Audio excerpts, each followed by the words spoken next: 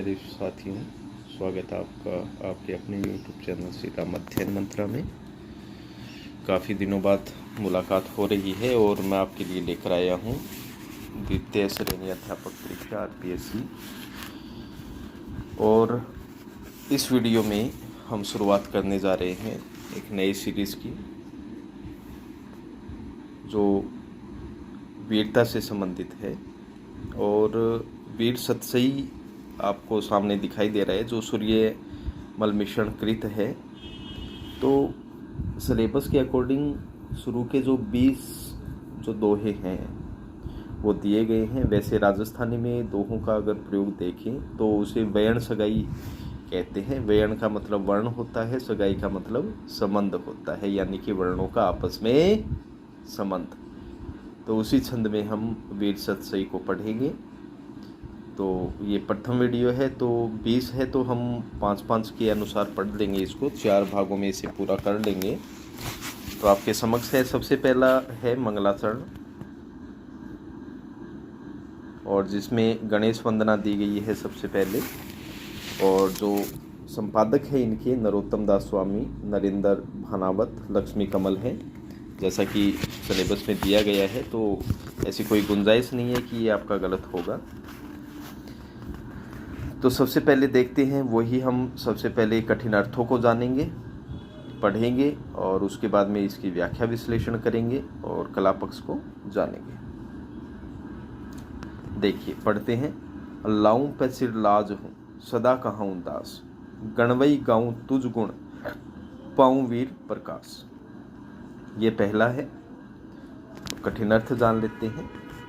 लाऊं का अर्थ होता है लाता हूँ, यानी कि लगाता हूँ या झुकाता हूँ या वंदना करता हूँ। पै का अर्थ यहाँ पर हो जाएगा चरण। पै का अर्थ हो जाएगा चरण। सिर का मतलब सिर हो जाएगा, सिर को। लाज हूँ का मतलब लज्जा से, या कह सकते हैं संकोच से। हूँ का मतलब हो जाएगा सू, यानी कि लज्जा सू। राजस्थानी में सू का सू बोलते हैं और हिंदी में कहते हैं है, लगाता हूँ हो जाएगा, लेकिन राजस्थानी में इसे सू कहते हैं। सदा मतलब नित्य ही, सदैव ही। कहाऊँ मतलब कहलाता हूँ। दास का मतलब हो जाएगा सेवक। गणवई का अर्थ हो जाएगा हे गणपति। गाऊं मतलब गाता हूँ। तुझ मतलब तेरे या तुम्हारे। गुण का अर्थ गुण हो जाएगा। पाऊं मतलब मैं प्राप्त करूं या प्राप्त करने के लिए। वीर प्रकाश, यानी कि वीर रस का प्रकाश। ठीक है, इसकी व्याख्या विश्लेषण कर लेते हैं। तो ये कठिन अर्थ आपको समझ में आ गया होगा।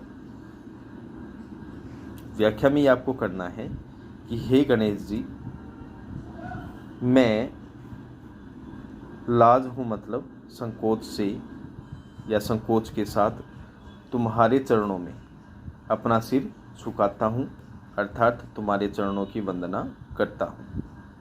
मैं सदा तुम्हारा सेवक कहलाता हूँ। मैं तुम्हारे गुणों का क्या करता हूँ, गान करता रहता हूँ। बस तुम्हारी कृपा से मुझे वीर रस का प्रकाश यानी कि ज्ञान, प्रकाश यानी कि ज्ञान प्राप्त हो, क्योंकि मैं वीर रस की रचना करना चाहता हूँ। ये इसकी व्याख्या हो गई मित्रों। अब कला पक्ष की बात करें तो पहली बात वयण सगाई, इसमें क्या है, छंद है। राजस्थानी में वयण सगाई छंद होता है, जो वीर रस में ज़्यादातर प्रयोग किया जाता है। तो वयण का अर्थ वर्ण होता है, सगाई का मतलब संबंध होता है, यानी कि वर्णों का संबंध। कैसे होता है आपको बता देता हूँ। दोहों की तरह इसमें भी चरण होते हैं, जैसे ये चरण, ये चरण, ये चरण, ये चरण, ये चरण हो गए। तो वयण सगाई में क्या होता है कि ये 3 प्रकार के होते हैं। ठीक है, एक तो होता है अग्र, एक होता है मध्य और एक होता है पश्च। होता कैसे है, देखो, प्रथम चरण के जो प्रथम शब्द है उसका अग्र वर्ण ठीक है। फिर उसी चरण के अंतिम शब्द के प्रथम वर्ण से क्या करेगा, मेल खाएगा। ये तो हो गया अग्र। मध्य का मतलब मध्य से और पश्च का मतलब पश्च से मेल खाएगा। जैसे इसके अंदर देखें तो देखो गणवई के अंदर ग वर्ण आया है। ये क्या है, चरण के शुरुआत का क्या है, शब्द है, उसका अग्र वर्ण हो गया। और फिर देखो इसी चरण के अंतिम शब्द के प्रथम वर्ण का ये देखो वर्ण ग, तो ये ग क्या हो गया, बराबर इसकी आवृत्ति हुई है। और यहाँ देखो पाँव के अंदर पा और प्रकाश के अंदर पै, यहाँ पर भी वर्ण की आवृत्ति, यानी कि इसमें अग्र व्यण सगाई छंद है। ठीक है, ये हो गया।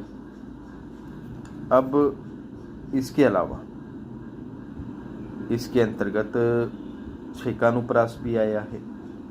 अब छेकानुप्रास गणवई गांव ग वर्ण की आवृत्ति से, जहाँ पर छेकानुप्रास यानी कि एक ही वर्ण की आवृत्ति कितनी बार हो, 2 बार।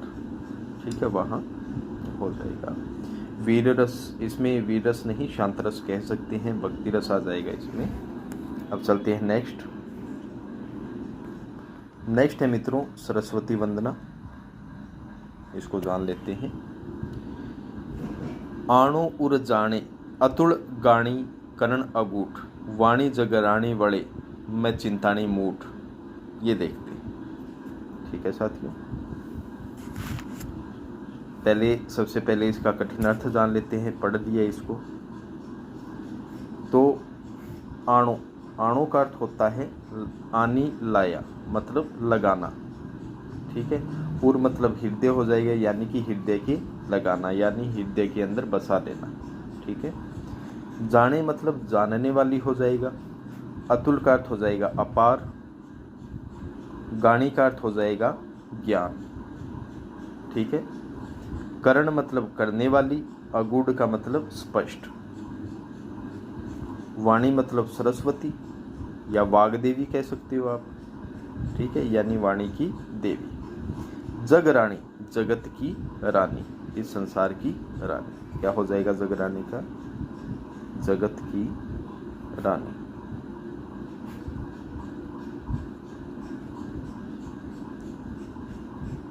फिर वड़े का अर्थ होता है फिर। मैं का मतलब मैंने। चिंतानी का अर्थ हो जाएगा चिंतन किया। मूढ़ का अर्थ हो जाएगा मूर्ख या अज्ञानी। देखते हैं, अब इसको स्पष्ट करते हैं, इसकी व्याख्या करते हैं। यह आपके सामने है। तो सूर्यमल मिश्रण है, वो कहते हैं कि अपार ज्ञान को देखो जाने अतुल गाणी, यानी कि अपार ज्ञान को जाने मतलब जानने वाली। वाग्देवी अर्थात सरस्वती को मैंने हृदय में लगाया है, यानी कि हृदय से स्मरण किया है या अपने हृदय में उसे स्मरण किया है। और करण अगूढ़ और समस्त विषयों को स्पष्ट करने वाली उस देवी के गुणों का ज्ञान किया है या गान किया है, गान करता रहता हूँ। फिर बड़े मतलब फिर अज्ञानी मैंने उस जगत की रानी का क्या किया है, चिंतन किया है, ध्यान किया है। तो साथियों ये तो इसकी व्याख्या हो गई। इसमें कुछ कला पक्ष का भाग है। पहली बात वयण सगाई छंद आया है। ठीक है, फिर दूसरा अंत्यानुप्रास अलंकार आया है। अंत्यानुप्रास का मतलब होता है कि कोई भी छंद है उसके चरण के अंत में, ये देखो अंत में ये चरण है, ये अंत हो गया, ये चरण है अंत हो गया, उसमें अंतिम स्वर की बीच के व्यंजन सहित यदि आवृत्ति हो तो वहाँ पर अंत्यानुप्रास अलंकार होता है।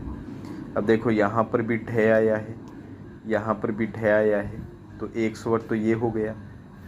फिर देखो गु के अंदर और मुँह के अंदर कौन सा स्वर आया है, वो स्वर आया है कि नहीं आया है।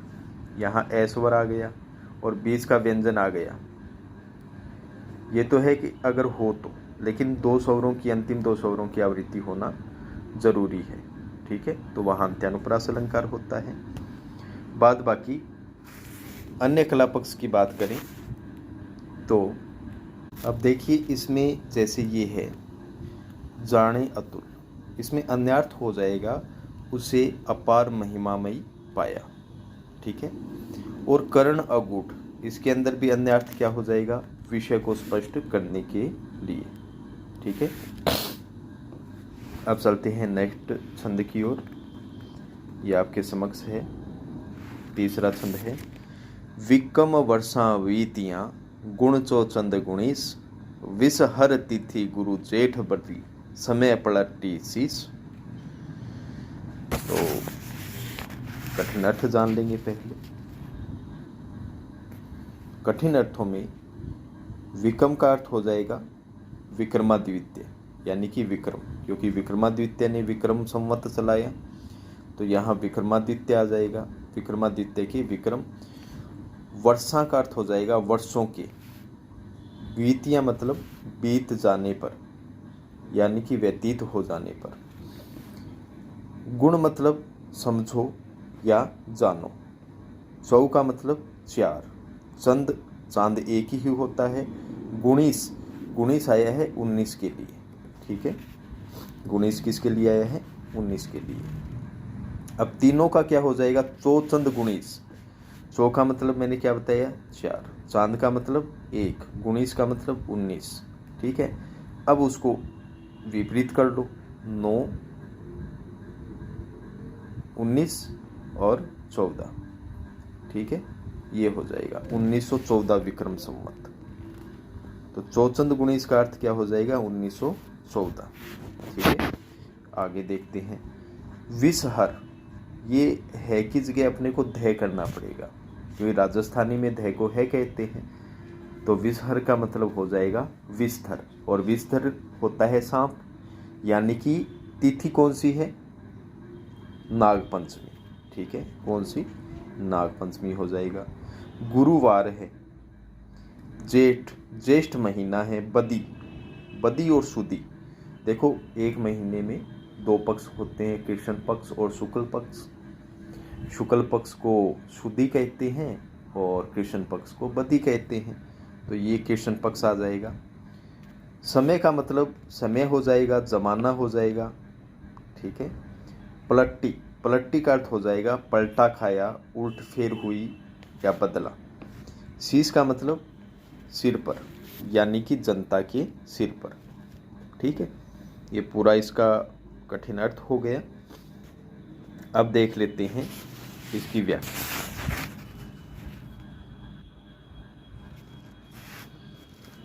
तो सूर्यमल मिश्रण कह रहे हैं कि सम्राट विक्रमादित्य के 1914 वर्ष बीत जाने पर गुरुवार और जेठ बदी पंचमी तिथि को, यानी कि नाग पंचमी को, जनता के सिर पर समय ने क्या खाया, पलटा खाया, यानी कि बड़ी उल्ट फेर हुई। अब देखो, विक्रम संवत हमारे पास कितना है, 1914, ठीक है। अब इसमें से ईस्वी निकालनी है तो क्या करना पड़ेगा, 57 माइनस करना पड़ेगा, और 57 माइनस करेंगे तो हमारे पास क्या आएगा, 1857, यानी कि कवि यहाँ पर 1857 की क्रांति की बात कर रहे हैं साथियों। अब चलते हैं नेक्स्ट 4 नंबर पे।